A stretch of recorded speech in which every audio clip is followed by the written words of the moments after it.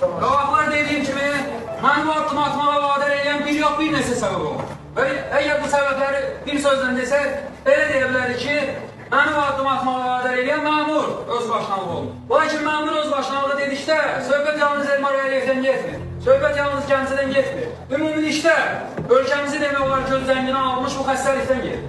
Və əgər bu problem doğrudan da belə bir miqyasda mövcuddursa, bu da bugün artıq rəsmi sürətdə etiraf olunmaqdadır.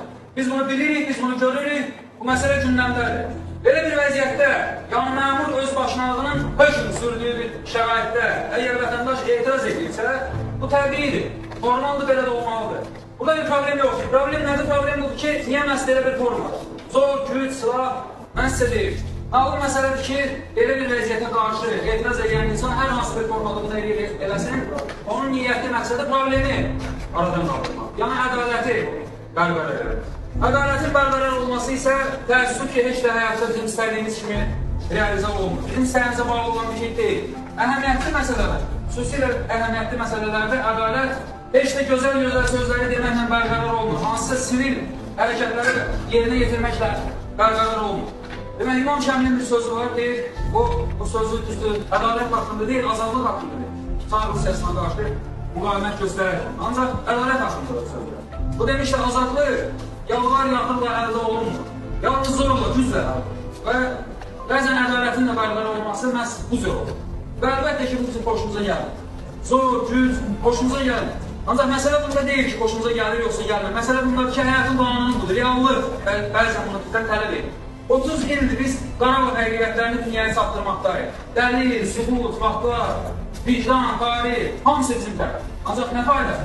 Heç bir faydası yox. Bəs nə vaxt oldu fayda? O ki, ordumuz sarıldı silaha, 4 gün içində bu problemə səhlini tapdı.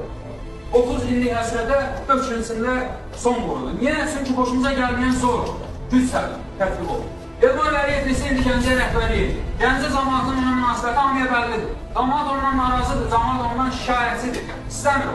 Ən aşkar, obyektiv səbəblərə görə istəmir. Ancaq buna baxmayaraq, bu adam yenə də öz işində, öz gücündə, öz çirkin əməllərində davam edir. Neçə ildir. Etiraz, şikayət, müraciət, heç bir xeyri yoxdur. Neçə ildir. Bir nəfər əlinə silah götürən kimi problem öz həllini tapdı. Bu sözləri deməkdən mənim məqsədim zor, güc, vurmaq, öldürmək, bu tür şeyləri təbliğ eləmək deyil, mən bunun tərəfdarı deyiləm. Sadəcə onu göstərmək istəyirəm. Ədaləti bərqərar eləmək üçün bəzən həyat bizi özü zor, güc tətbiq eləmək məcburiyyətində qoyur. Və bu o qədər təbii bir məsələdir ki, o qədər təbii bir haldır ki, dünyada bir çox qanunlarda, o cümlədən Azərbaycan Respublikasının Cinayət Məcəlləsinin son zərurət adlanan 38-ci maddəsində bu məsələ öz əksini tapır. Dünyada elə bir xalq yoxdur ki, o xalqın keçmişində, xüsusilə də haqsızlıq hökm sürdüyü hərfələrdə öz fəaliyyəti ilə seçilən və bugün qəhrəman hesab olunan insanların əməllərində cinayət olmaz. Bizim çox da uzaq olmayan tariximizdə görkəmli ictimai-siyasi xadim Ağabey Ağaoğlu'nun yaratdığı fədailər, sonralar difayələr adlanan məxfi təşkilatın üzvləri, əlbəttə ki, biz onları qəhrəman sayırıq. Həmən difayələrin üzvləri Gəncə qubernatorunun müşaviri Kliçenskini törətdikləri haqsızlıqlara görə Gəncədə Düzələ evinin qabağında güllələn.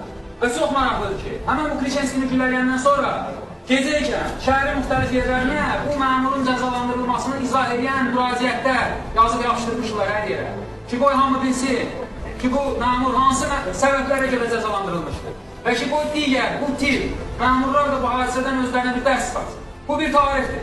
Bizim tarix, fərqli tarix. Mən sizə sual verirəm, bu tarix sizə heç nəyi xatırlamır, heç kəsi xatırlamır, Yunus Səfərovun əməllərini xatırlamır. Eynən difayələr